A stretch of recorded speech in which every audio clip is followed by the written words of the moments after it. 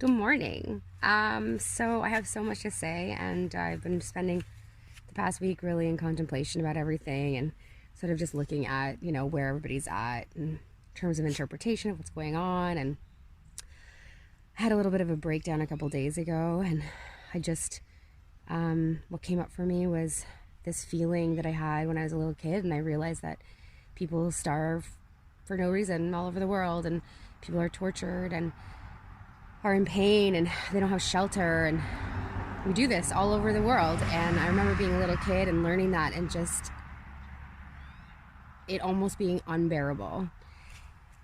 And I think that that's how I've been feeling this week, is just like the sorrow of, the families that will be impacted by this. But more than that, that this is just, I always have things in my teeth.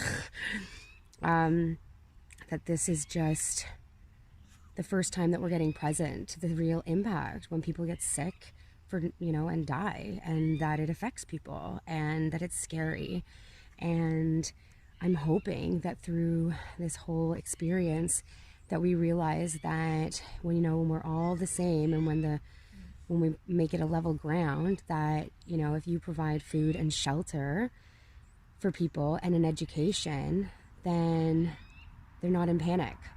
And that at the end of the day, those are the fundamental things: safety, food, shelter, and education. And if we can see that through this, that we're so connected, and how important it is to make sure that the essentials are taken care of, that medicine, we're doing this so that, those that get sick can go to the hospital. And that's, really recognizing that our collective health is important. And that also involves our mental health. And they've found there's significant links between your mental health and your physical body. And so my hope is that we realize that 8 billion people, or whatever, I think it's like 12 billion people on the planet now, that if we could give everybody food and everybody shelter, power, water, and safety, and an education, then there's nothing that can't stop us. And I believe that if we want to start exploring the stars, and maybe even turn the earth into the provincial park it needs to be, and we're traveling through the stars, and we can come back to the earth, and it'll be here for generations to come. And if that's what we want to do, if we want to go travel the stars, then we should probably put all of our minds together and make that happen by providing the basic necessities of life. Because anxiety comes from the fear of not being able to survive. And that is something that I have experienced a lot in my life. And for the first time, while everybody is sort of experiencing this this insecurity, I own my own house. And, it's cheap, and it's not glamorous, and it's dirty most of the time, and we don't have hot water yet. Like, we don't have the deck on the roof that we wanted. We don't have a shower. We don't have really an indoor kitchen. We usually do it outside, although we moved it in a couple weeks ago, and I actually, for the first time, really missed being outside and forcing myself into the outdoors in the mornings and for bottles. And this life is hard, but it's so rewarding. And the security I feel right now is unbelievable comparatively. And I'm really just getting the perspective that, this whole time I don't even know why we're on this journey. And, with this whole thing coming up, I feel like everybody should own their own house outright. And everybody should feel that, if they needed to move, they could. But if they needed to stay still, they could. And because of that, I feel like when this passes, because it will pass, I know it's panic now, but it's almost like the experience of grief, where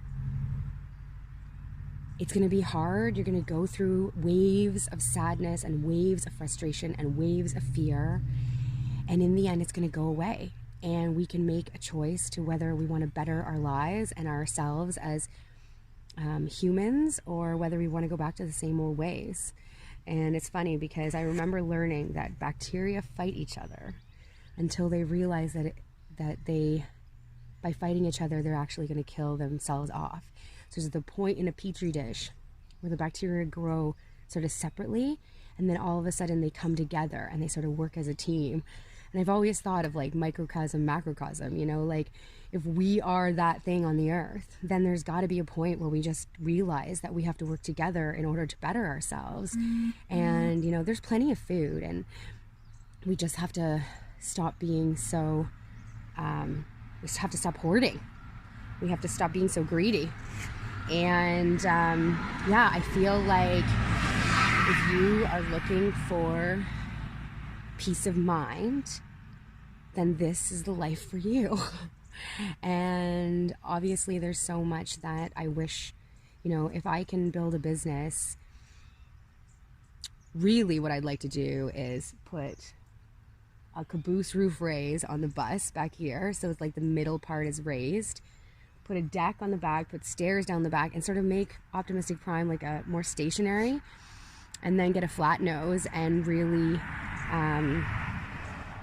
start from bottom, because this bus was a 3-month thing. It cost us $1,500 from a school, and there's a whole story. You can follow the whole journey.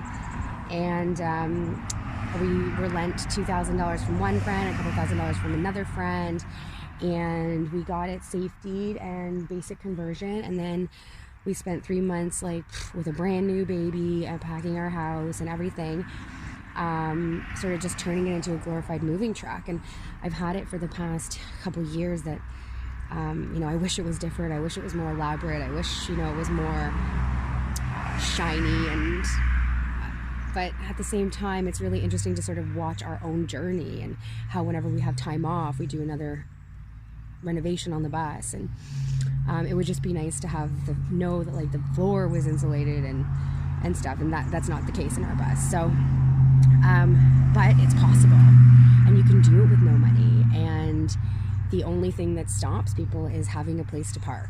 And so that's really my goal, is to create a space where people can travel and they feel safe to come to, and they can work on a farm, and they can be part of community, and then they can leave, and that the community is its own entity that has people coming and leaving,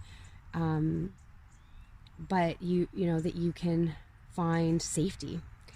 And so yeah, so I have this, so you know that I've been planning a tiny home show, and I've been living in the past couple weeks, I was just about to send out all my letters, and I've been living in the past couple weeks like, oh, we're going to be out of isolation, but nobody's going to want to, you know, commit right now.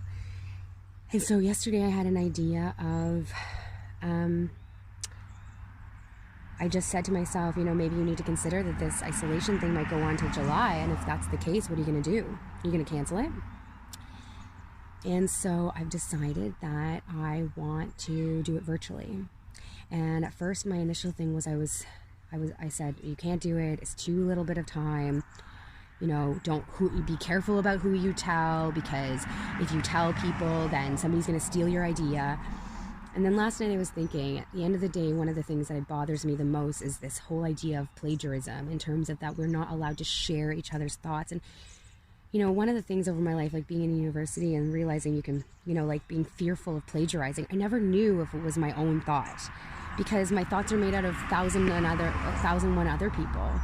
And I think, you know, music, it's inspired by other music, and, you know, we have this weird thing about us where we want to covet our creativity and make money off it, as opposed to sharing it openly. And so I've decided that I'm not going to sit in the fear of, oh no, what happens if somebody finds out? And I'm going to sit in the prospect of creating a community through this. And so I'm going to stop this video now, and my next video is going to be my idea. And if you're interested in participating, send me a message. Honestly, I am starting from scratch here. So, and I have 3 kids, and, you know, life is crazy. So I feel like if I work with other people, we can do this together, and I'd love for you to be part of it.